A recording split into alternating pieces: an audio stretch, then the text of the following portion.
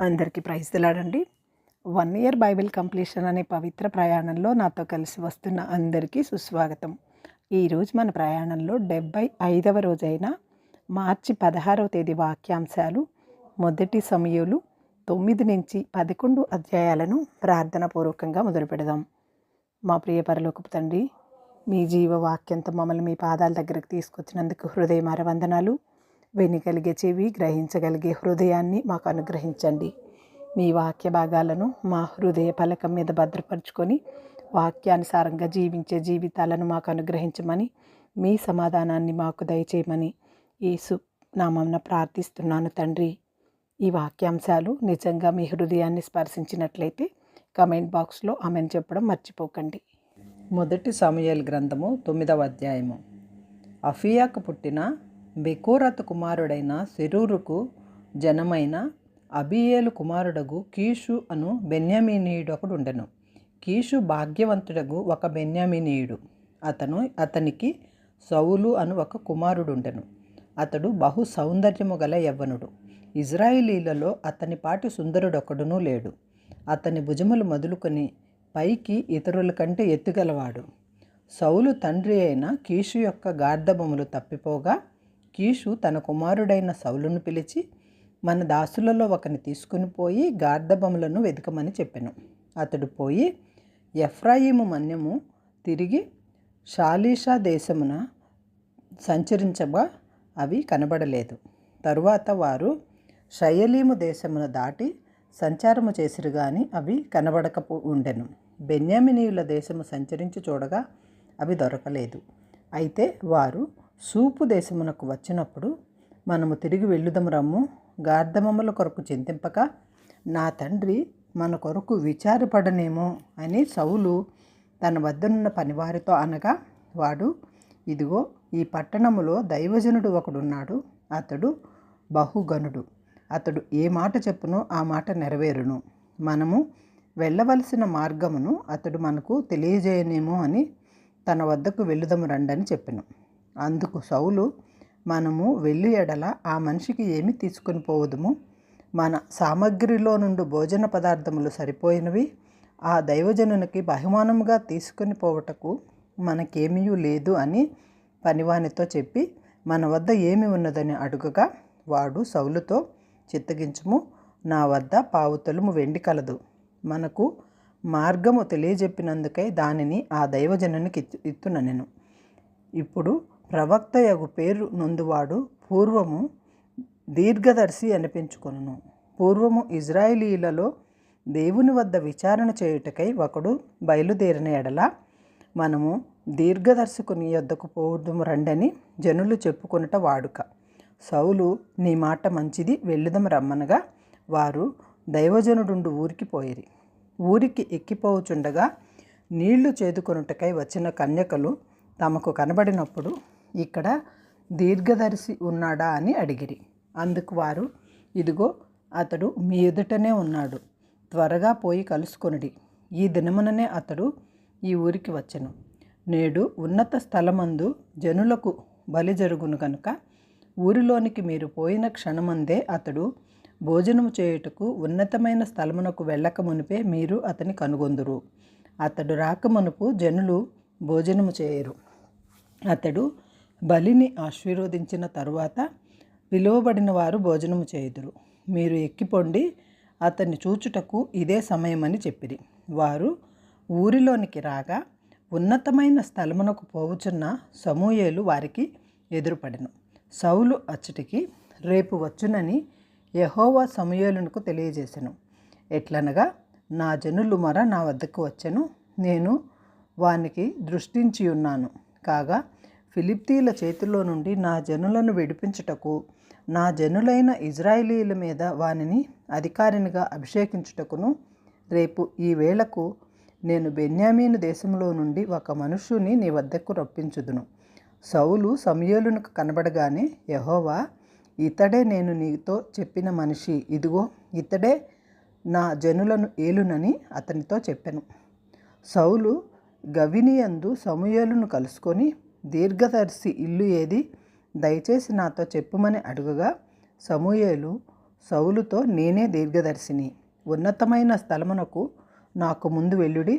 నేడు మీరు నాతో కూడా భోజనము చేయవలెను. రేపు నీ మనస్సులోనున్నదంతయు నీకు తెలియజేసి నిన్ను వెళ్ళనిచ్చెదను. 3 దినముల కిందట తప్పిపోయిన నీ గార్ధబములను గూర్చి విచారపడకము, అవి దొరికినవి. ఇజ్రాయేలీల అభీష్టము ఎవరి యందున్నది? నీ యందును నీ తండ్రి ఇంటి వారి యందును గదా అనెను. అందుకు సౌలు, నేను బెన్యామీనీయుడను కానా? నా గోత్రము ఇజ్రాయేలీల గోత్రములలో స్వల్పమైనది కాదా? నా ఇంటివారు బెన్యామీను గోత్రపు ఇంటివారందరిలో అల్పులు కారా? నాతో ఇలాగున ఎందుకు పలుకుచున్నావు అనెను.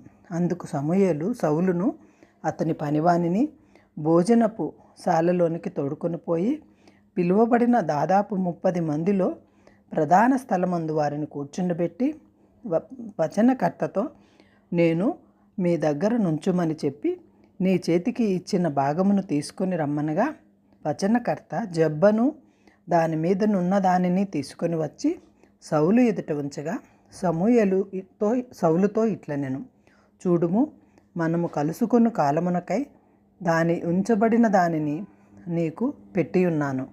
జనులను పిలిచితినని నేను వచనకర్తతో చెప్పినప్పుడు ఇది నీ కొరకు ఉంచవలసినదని చెప్పితిని. ఆ దినమున సౌలు సమూయేలుతో కూడా భోజనం చేసెను. పట్టణస్థులు ఉన్నత స్థలము మీద నుండి దిగుచుండగా సమూయేలు సౌలుతో మిద్దె మీద మాట్లాడుచుండెను. మరునాడు తెల్లవారినప్పుడు సమూయేలు మిద్దె మీదనున్న సౌలును పిలిచి, నేను నిన్ను సాగనంపుటకై లెమ్ము అని చెప్పగా సౌలు లేచెను. తరువాత వారిద్దరూ బయలుదేరి ఊరి చివరకు వచ్చుచుండగా సమూయేలు సౌలుతో, మనకంటే ముందుగా వెళ్ళుమని ఈ పనివానితో చెప్పు. దేవుడు సెలవిచ్చినది నేను నీకు తెలియజెప్పు వరకు నీవు ఇక్కడ నిలిచి ఉండుమని అనెను. అంతటా వాడు వెళ్ళెను. 1 సమూయేలు గ్రంథము 10వ అధ్యాయము.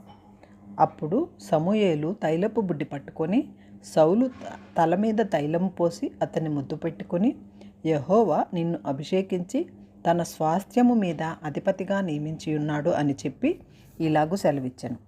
ఈ దినమున నీవు నా యొద్ద నుండి పోయిన తరువాత బెన్యామీను సరిహద్దులో సెల్ఫహులోనున్న రాహేలు సమాధి వద్ద 2 మనుషులు నీకు కనబడుదురు. వారు నీవు వెదకబోయిన గార్ధబములు దొరికినవి. నీ తండ్రి తన గార్ధబముల కొరకు చింతింపక నా కుమారుని కనుగొనుటకై నేనేమి చేతునని నీ కొరకు విచారపడుచున్నాడని చెప్పుదురు.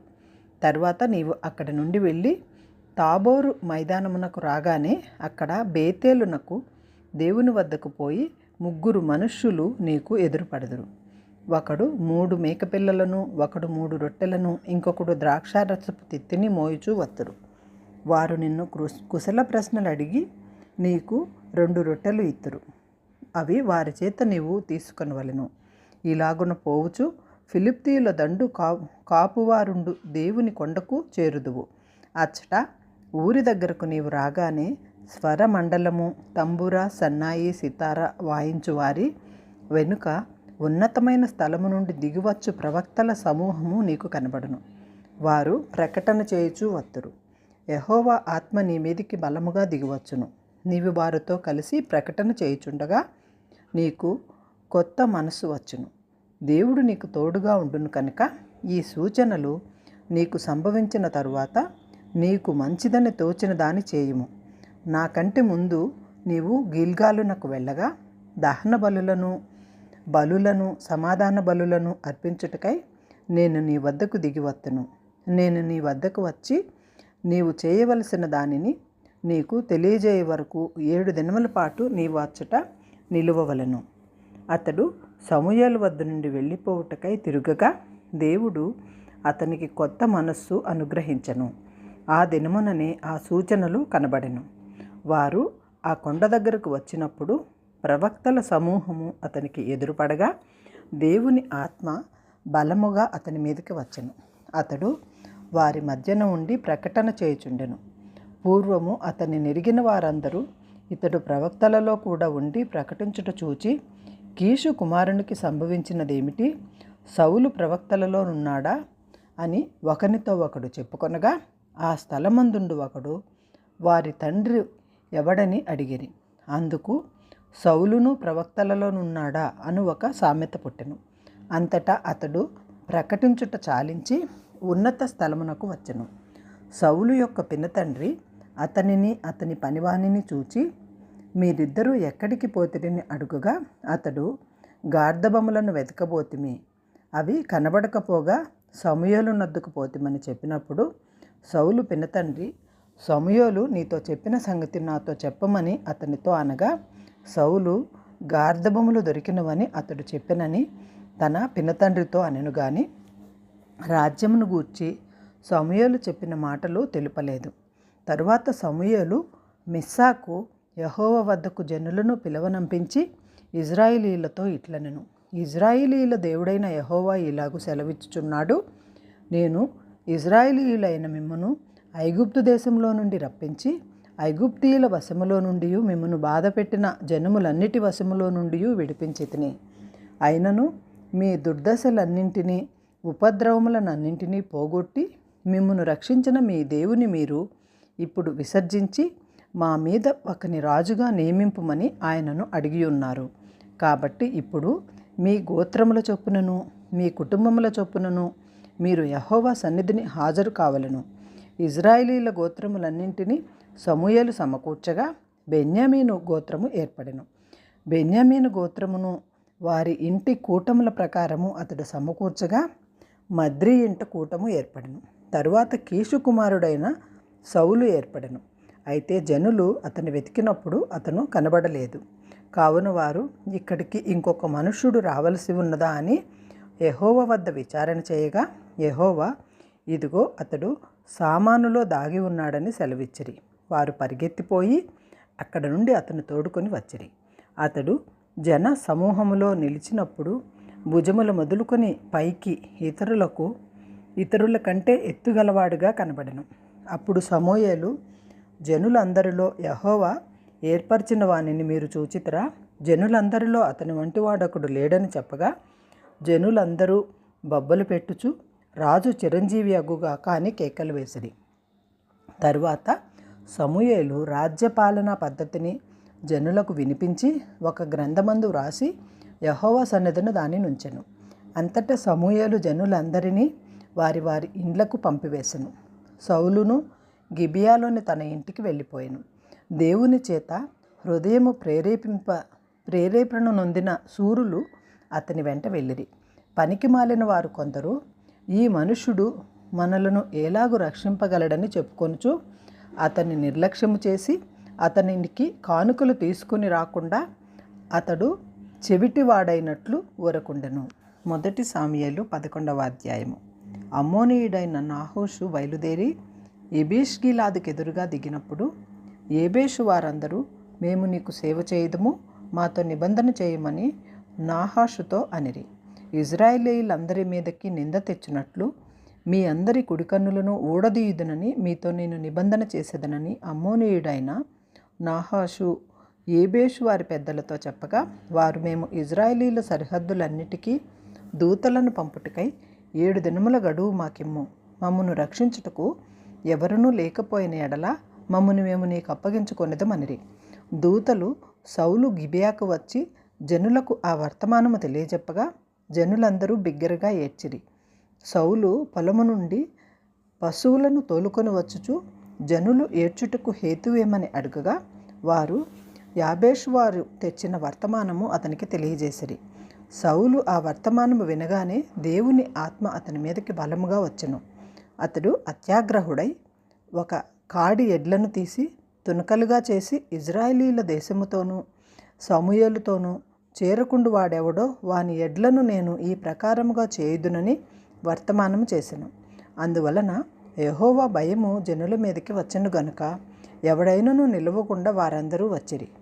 అతడు బెజేకులో వారిని లెక్కపెట్టగా ఇజ్రాయేలీల వారు 3 లక్షల మందియు యూదావారు 30,000 మందియు అయిరి.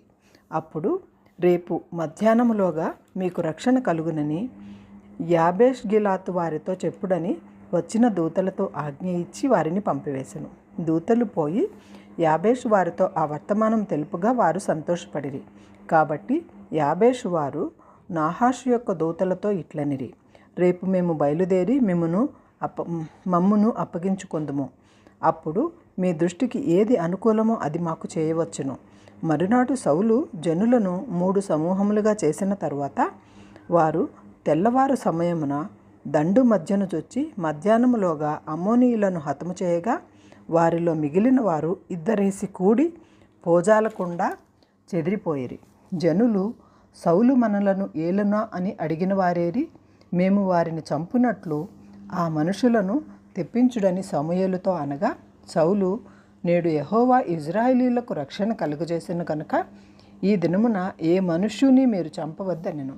మనము గిల్గాలునకు వెళ్ళి రాజ్య పరిపాలన పద్ధతిని మరలా స్థాపించుకొందుము రండని చెప్పి సమూయేలును జనులను పిలవగా జనులందరూ గిల్గాలునకు వచ్చి గిల్గాలులో యెహోవా సన్నిధిన సమాధాన బలులను అర్పించి యెహోవా సన్నిధిని సౌలునకు పట్టాభిషేకము చేసిరి. సౌలును ఇజ్రాయేలీలందరూ అక్కడ బహుగా సంతోషించిరి.